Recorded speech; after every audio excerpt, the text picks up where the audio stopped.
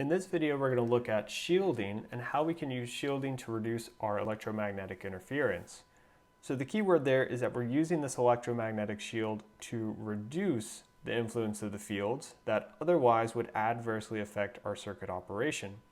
Of course, ideally, we would like to eliminate these effects, and a lot of times we can get pretty close, but we'll always have some lingering small effects. Another thing that we need to consider is that we're going to have different shielding methods depending on our transfer path.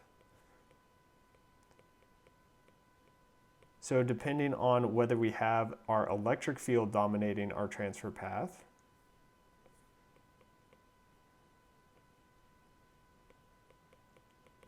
so electric field.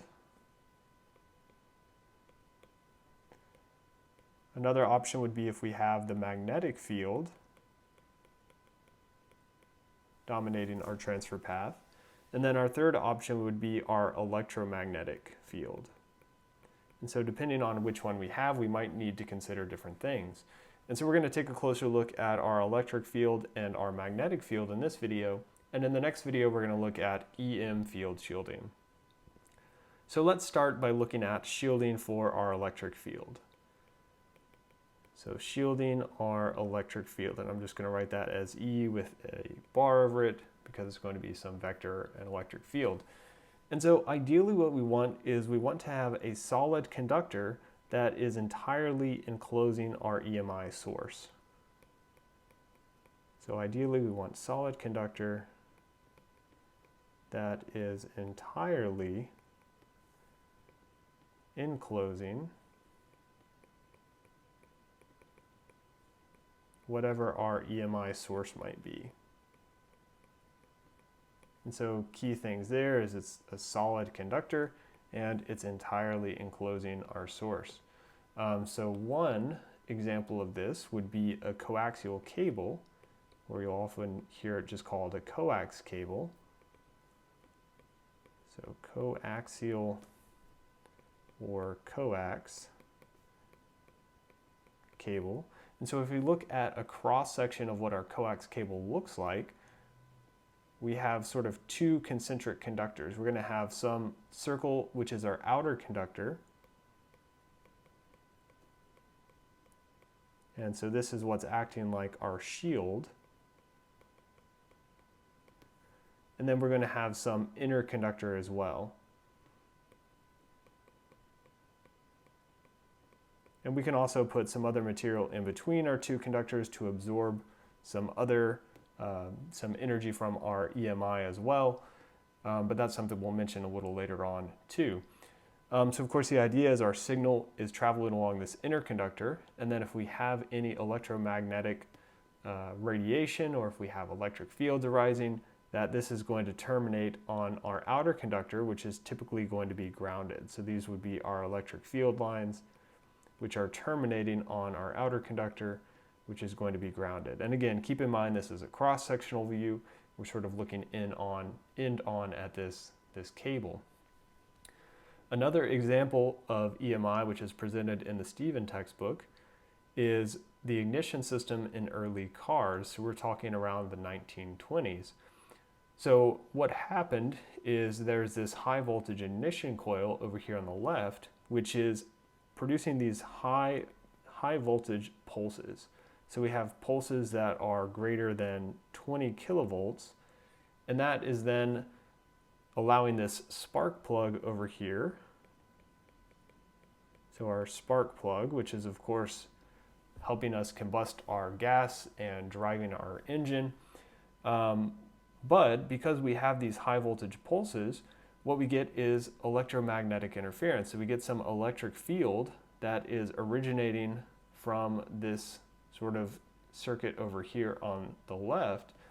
And what they found is that this was causing issues with the radio. So some of this signal, this electromagnetic interference, was coming over here to the antenna from our radio and causing interference such that there wasn't a clear signal being received. So that might look like static, or you might hear the song or the whatever you're listening to be unclear on the station. And so following sort of our solution method up here for shielding for electric fields, what we want to do is enclose that with a solid conductor. So let's do that. So let's copy our system down here. And so what we would want to do then is we would want to come over here and just entirely enclose this with some conductor such that our electric field can't leave sort of this box. So of course we're drawing it in 2 dimensions, but this would enclose it in 3 dimensions. And this is going to be our electrostatic shield. And so as we said earlier, it's going to be made of some conducting material. And what we're going to do is we're going to connect this to our ground. And so the idea then is if we have an electric field arising from these high voltage pulses, it's going to terminate on this electrostatic shield, and ultimately that energy is going to be shunted to ground through the shield connection. So as we mentioned, ideally we want this to totally enclose our system, but of course we're going to have inputs and outputs. We're going to have things coming into and out of this electrostatic shield, whether that's cabling to go to our ground elsewhere, whether it's power coming in from something else. We're going to have small openings to allow things to come in and out. And so this goes back to our idea that we're not going to be able to completely eliminate our EMI, but we can significantly reduce it by keeping any openings that we have to make in this electrostatic shield very small. So that's how we would approach our electric fields. So we can apply the same general principle for shielding our magnetic fields, but things get a little trickier. So shielding our magnetic fields. And so the reason that things are more difficult is we require sort of more costly and more specialized materials. So more difficult to deal with. And the reason is we require a certain type of material that's called a high mu, or a high magnetic permeability material. So it requires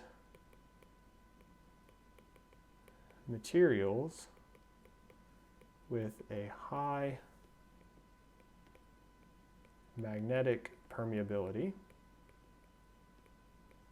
And so this is a topic that we'll discuss more in electromagnetics. The basic idea is the same as what we saw with our electrostatic shield, except instead of our electric field lines terminating on the shield, we now have magnetic field lines terminating on the shield.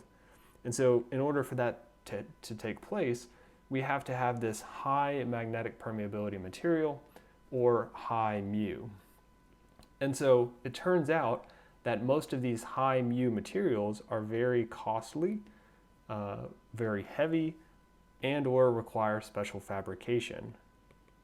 So most high mu materials are costly,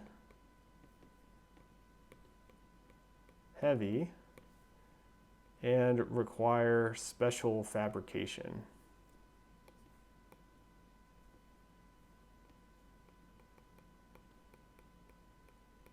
And so all of these things are not advantageous to producing something cost effectively, making it as cheap as possible, making it lightweight to, of course, sort of limit your, well, you sort of limit yourself in a lot of different ways, but ultimately it does depend on the application. And certainly in some applications it's worth spending the money, having a heavy component, or having to go through this special fabrication process. Another thing to note is you might say, well, okay, maybe we don't have high mu materials, but maybe we have some ordinary magnetic materials available. So if we look at ordinary magnetic materials, and so these are things such as iron, nickel, certain types of steel, so for instance iron, nickel. So we can see that these materials will work well for high frequencies, but they don't work well for lower frequencies. So don't work well for frequencies less than, let's say, about 10 megahertz. So you can see it's a pretty substantial frequency that we have to exceed before these ordinary magnetic materials are useful for shielding our magnetic fields. At lower frequencies, if you try to use iron, nickel, or some ordinary magnetic material, it's possible that it can actually make the EMI worse. So that's how we would deal with our magnetic fields. Again, same basic idea as electric fields to enclose, we just have to deal with different materials now. In the next video, we're going to look at how to deal with shielding our electromagnetic fields.